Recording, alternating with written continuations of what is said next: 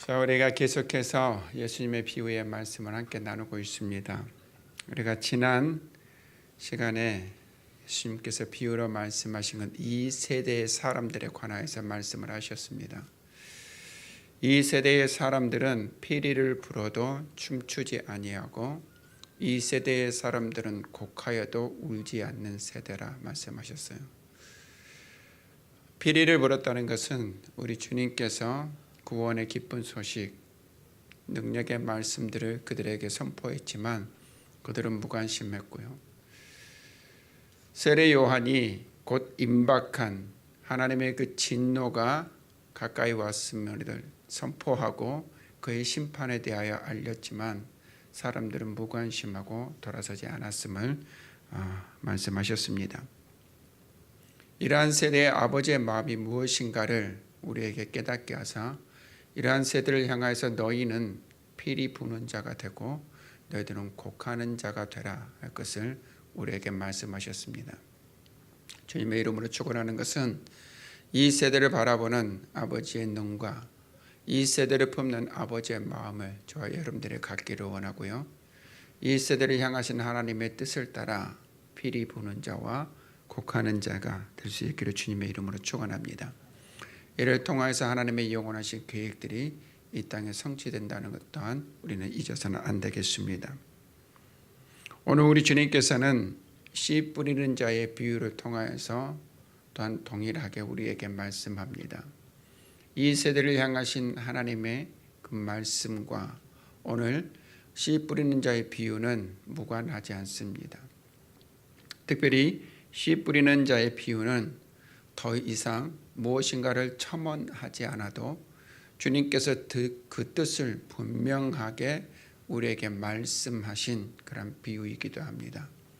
이 비유를 통하여서 주님께서 우리에게 말씀하기를 원하시고 강조하시는 바가 무엇인가를 깨닫고 아버지께서 우리에게 명령하신 것이 무엇인가를 우리가 힘써 지켜 행하는 그런 복이 있기를 주님의 이름으로 축원합니다. 씨 뿌리는 자의 비유는 마태, 마가, 누가복음에 동일하게 나와 있습니다. 마태복음은 13장에서 마가복음은 4장에서 누가복음은 8장에서 이 비유를 말씀하고 있는데 세 비유 모두 동일하게 주님께서 그 뜻을 해석하여 주셨어요. 그렇기 때문에 이 말씀을 우리가 좀 더 깊이 자세하게 알기 위해서는 이 세 복음서의 말씀을 함께 비유하여 보는 것이 훨씬 더 주님의 마음을 알 수 있는 길입니다. 오늘 우리가 읽은 본문 말씀 3절 마태복음 13장 3절 말씀을 보면 씨를 뿌리는 자가 뿌리러 나가서 뿌렸다 하고 말씀합니다. 씨를 뿌리는 자가 씨를 뿌리러 나가서 씨를 뿌렸다는 것이죠. 여기에서 계속해서 지금 강조되고 있는 것은 씨에 관한 부분입니다. 이 씨가 과연 무엇인지 마태복음 13장 19절 말씀에 보면 이 씨는 천국 말씀이다 하고 증거하고요. 누가복음 8장 11절 말씀에서는 하나님의 말씀임을 우리에게 증거하고 있습니다. 곧 씨가 뿌려졌다 하는 것은 하나님의 말씀 곧 천국 복음이 증거되었음을 말씀합니다. 그런데 이 씨가 뿌려진 곳이 잘 기경된 밭에만 뿌려진 것이 아닙니다. 오늘 말씀에 보면 길가에도 그 씨가 뿌려졌고요. 그리고 흙이 얕은 돌밭에도 이 씨가 뿌려졌습니다. 그리고 가시덩굴이 있는 그러한 곳에도 씨가 뿌려졌고요. 그리고 좋은 밭에도 씨가 뿌려졌어요. 우리가 이 말씀을 우리가 좀 더 깊이 생각해 볼 필요가 있습니다. 왜냐하면 씨라고 말씀하신 하나님의 말씀 천국 복음은 동일한 것이거든요. 좋은 씨, 나쁜 씨, 생명이 있는 씨, 없는 씨, 열매를 많이 맺을 수 있는 그리고 적게 맺을 수 있는 그런 구별된 씨가 아니라 동일하게 생명이 있는 능력이 있는 구원이 있는 그 말씀이 뿌려졌음을 말합니다. 동일한 씨가 뿌려졌는데 뿌려진 장소가 다를 뿐입니다. 길가에 뿌려진 씨가 있는가 하면 흙이 얕은 돌밭에 뿌려져 있는 씨가 있고, 그리고 가시덩굴이 있는 밭이 있는가 하면 잘 기경된 옥토가 있었다는 말씀이죠. 우리가 이 말씀을 볼 때 저와 여러분들에게 하나님께서 원하시는 그 마음이 무엇인가를 깊이 돌이켜보면, 하나님께서 우리에게 옥토 되기를 원하신다 하는 것을 알 수가 있습니다. 저와 여러분들 안에는 생명의 씨앗이 있습니다. 저와 여러분들 안에는 능력과 구원에 이르는 말씀이 있습니다. 그러므로 그 말씀을 여러분들 안에서 아름답고 풍성한 열매로 거두는 그런 복이 있기를 주님의 이름으로 축원합니다. 우리 주님께서 말씀하신 이 비유 이제 하나하나를 우리가 함께 살펴보겠습니다. 먼저 비유로 말씀하신 밭은 길가입니다. 길가에 씨가 뿌려졌는데 이 길가에 뿌려진 씨는 새들이 와서 먹어버렸습니다. 그런데 이를 19절 말씀에 예수님께서 해석하여 주시기를, 천국 말씀을 듣고 깨닫지 못할 때는 악한 자가 와서 그랬어요. 악한 자가 와서 그 마음에 뿌려진 것을 빼앗아 버렸다 하고 말씀하시죠. 길가에 뿌려진 씨라는 것은 사람들의 그 이동이 많고 여러 가지 것들이 지나다니면서 매우 딱딱해져서 씨가 그 흙 속으로 들어가지도 못하고, 그 안에 들어갔다 할지라도 그 어떠한 자라감도 열매도 맺을 수 없는 것이 바로 이 길가라는 것이죠. 그런데 악한 자가 와서 그 길가에 뿌려진 씨를 빼앗아 가버렸다는 것이죠. 왜 맺지도 못할 그 밭에서 씨를 빼앗아 가버렸는가? 그 분명한 이유는 누가복음 8장 12절 말씀에 있습니다. 우리 누가복음 8장 12절 말씀을 한번 같이 보도록 하겠습니다. 103페이지 누가복음 8장 12절 말씀. 우리 한 목소리로 합독하겠습니다. 길가에 있다는 것은 말씀을 들은 자니 이에 마귀가 가서 그들이 믿어 구원을 얻지 못하게 하려고 말씀을 그 마음에서 빼앗는 것이요. 무엇이라 말씀하고 있습니까? 길가에 뿌려진 그 씨를 마귀가 빼앗아 가버린 것은 그 말씀을 듣고 믿어 구원에 이르지 못하도록 그 말씀을 빼앗아 가버렸다는 것이죠. 이것은 마귀의 유일한 목적입니다. 마귀가 수단을 가리지 아니하고 우리를 믿음에서 넘어지게 하는 이유는 구원에 이르게 하지 못하기 위해서입니다. 그런데 생명과 능력과 그 구원의 말씀이 떨어졌을 때 행여 그 말씀을 믿고 구원에 이를까 봐 마귀가 그것을 그대로 두지 아니하고 그 말씀을 빼앗아 가버렸다는 것입니다. 여러분, 우리 안에 생명의 말씀이 있습니다. 능력과 구원의 말씀이 있습니다. 그 말씀을 빼앗기지 않도록 여러분 굳게 그 말씀을 붙들고 지키시는 저와 여러분 될 수 있기를 주님의 이름으로 축원합니다. 두 번째 비유로 우리에게 말씀하신 것은 흙이 얕은 돌밭에 떨어진 씨입니다. 그런데 이 말씀을 보면 흙이 얕은 돌밭에 뿌려진 씨는 싹이 나옵니다. 싹이 나왔다는 것은 어느 정도의 뿌리가 내려졌다는 것이죠. 그런데 6절 말씀에 보니까 해가 돋은 후에는 타서 뿌리가 없으므로 말라버렸다고 했어요. 씨가 뿌려지고 약간의 흙이 있어서 그 안에 약간의 뿌리를 내리고 그 힘으로 말미암아 싹은 났지만 해가 돋고 그 햇빛이 비치자마자 그 얕은 뿌리에서 견디지 못하고 난 모든 싹이 타버렸다는 말씀이에요. 이에 대하여서 20절부터 21절까지의 말씀을 보면 말씀을 듣고 기쁨으로 즉시 받았다는 것이죠. 말씀을 듣고 기쁨으로 즉시 받았는데 뿌리가 없는 거예요. 뿌리가 없어 잠시 견디다가 말씀으로 말미암아입니다. 매우 중요합니다. 말씀으로 말미암아 환난이나 박해가 일어날 때는 곧 넘어지는 자다 하고 말씀하는 것이죠. 여러분, 이 말씀을 생각해 보면 아주 조금 믿음은 가졌습니다. 그 기쁨 가운데 머물러 있었습니다. 그런데 말씀으로 인하여서 환난이 다가오고 박해가 다가오고 여러 가지 핍박이 다가올 때 무엇을 버려버린 겁니까? 말씀을 버려버린 것입니다. 무엇이 없는 거예요? 확신이 없는 것입니다. 확신이 없어서 넘어지고 그리고 쓰러져서 다시는 일어서질 못할 그런 상태에 이르고 말았다는 것이죠. 여러분, 뿌리 깊은 나무는 결코 바람에 넘어지지 않습니다. 가뭄이 지더라도 결코 그 잎이 마르지 않습니다.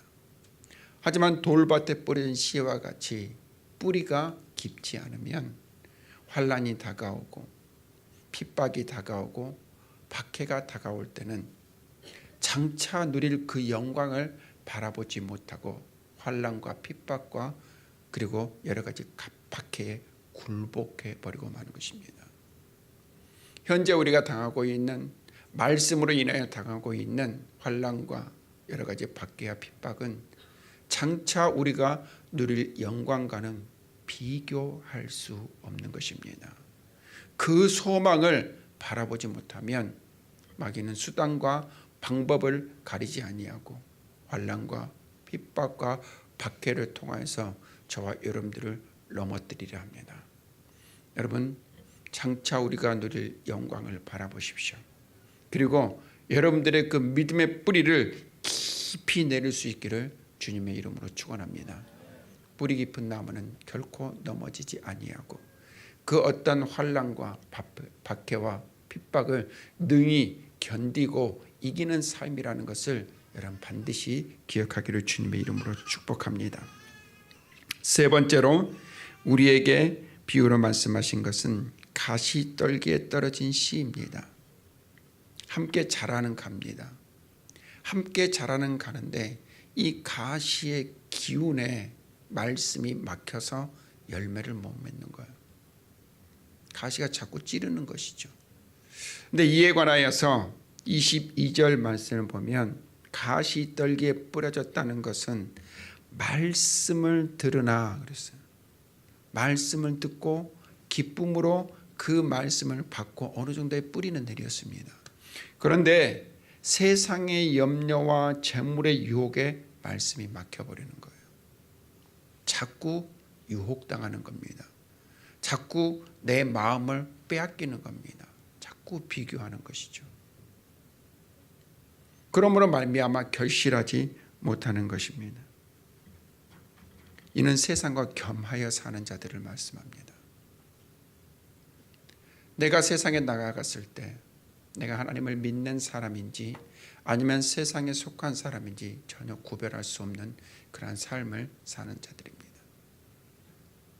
마음의 중심에 예수님을 모시면 그 마음의 보좌에 예수님께서 주인이 되시고 예수님께서 그의 삶을 다스려야 함에도 불구하고 말씀을 듣고 예수님을 믿으나 예수님은 어느 순간에 주변인이 되어져 버리고 내 삶의 주인이 내가 되어서 옛사람의 습관과 죄의 욕심을 따라서 살아가는 것입니다. 완전히 나를 십자가에 못 박지 못하고 나를 죽이지 못하는 삶입니다. 삶의 우선순위와 가치가 하나님께 드려지지 아니하고 절대 가치를 하나님께 두지 않는 상대적인 비교를 통하여서 내게 유익이 되는 것들만은 취하는 그러한 삶을 살아가는 자들입니다. 우리는 예수 그리스도를 마음 가운데 영접했을 때 우리의 옛사람은 죽어야 합니다. 죄의 욕심은 죽어야 합니다. 내 삶의 보좌에 예수님께서 좌정하사 나를 다스리시는 삶을 살아야 합니다. 내 삶의 최고의 가치가 하나님께 있고 내 삶의 최고의 우선순위가 하나님께 있어 하나님께서 원하시는 바가 무엇인가를 쫓아 살아가는 삶, 그것이 바로 우리 믿는 자의 삶이 되어야 합니다. 자꾸 과거의 그 습관들이 나를 미혹하고 옛사람의 그 욕심들이 나를 미혹하는 것에 넘어지는 것, 그것은 결코 말씀의 열매를 맺을 수 없는 가시밭에 떨어진 씨와 같다는 것을 여러분 반드시 기억하기를 원합니다. 우리 옛사람의 습관을 죽이고 내 마음의 보좌의 주 예수 그리스도를 주인으로 모셔서 삶의 가치와 우선순위를 하나님께 두고 살아가는 저와 여러분이 될 수 있기를 주의 이름으로 축복합니다.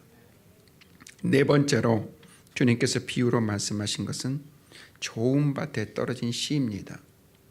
이 좋은 밭에 떨어진 씨는 30배, 60배, 100배의 열매를 맺습니다.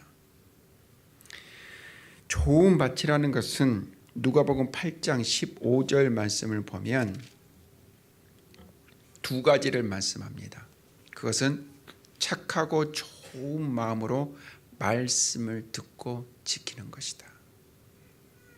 착하고 좋은 마음으로 말씀을 듣고 지키는 것이죠. 여러분, 말씀을 듣고 지킨다는 것은 하나님께서 그의 백성에 말씀하실 때마다 마치 수식어처럼 하셨던 말씀입니다. 너희가 삼가 여호와의 말씀을 듣고 지켜 행하면 너희에게 복이 있으리라.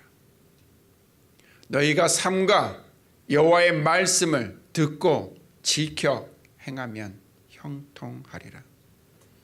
너희가 삼가 여호와의 말씀을 듣고 지켜 행하면 내가 너와 함께하리라. 내가 너에게 계획한 모든 것을 이루리라.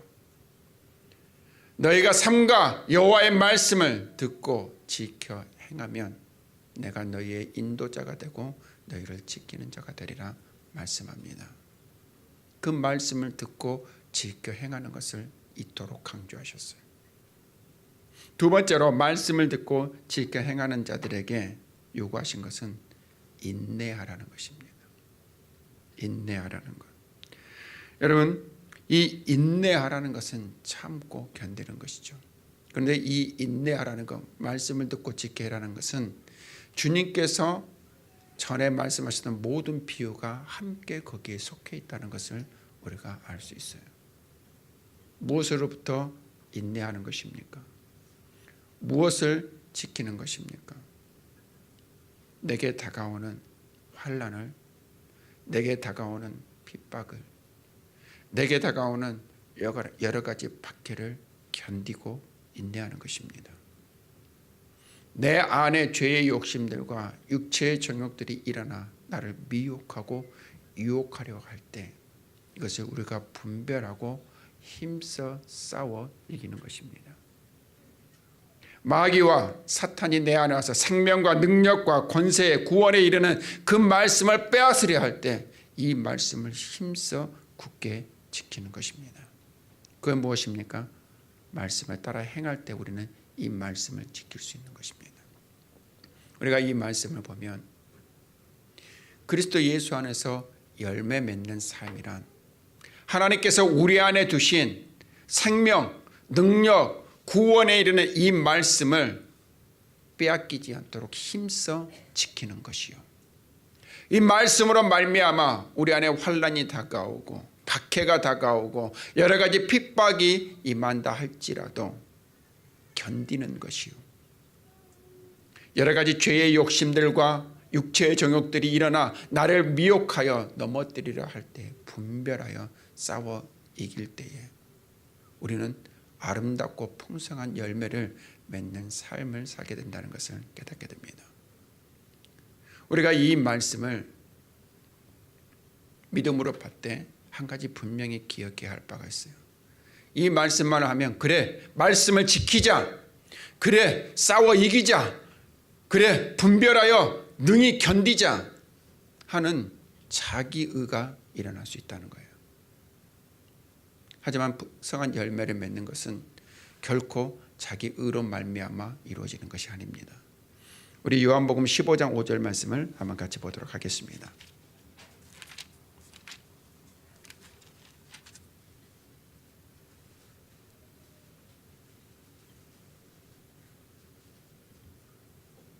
우리 우리 한 목소리로 요한복음 15장 5절 말씀을 읽겠습니다.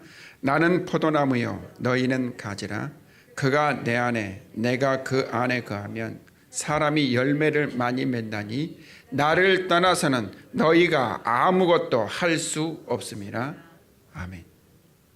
누구를 떠나서는? 예수님을 떠나서는.